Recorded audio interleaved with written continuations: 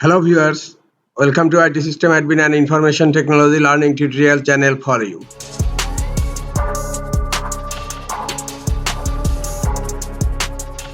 Today in this tutorial I am going to show you how to change primary group for a user on Red Hat Enterprise Linux 8. Sometimes it becomes very important for you, so don't forget to watch full video. Before changing primary group, I am going to check the groups, type tail etc group. Now hit enter. Hello, I have a user Jerry and this user is added to my group. Now I want to change this primary group to group 1.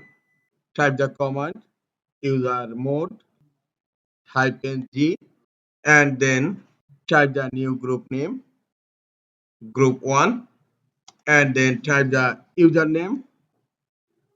Now hit enter. Command is executed. Now I am going to check again. Now type ID Jerry and hit enter.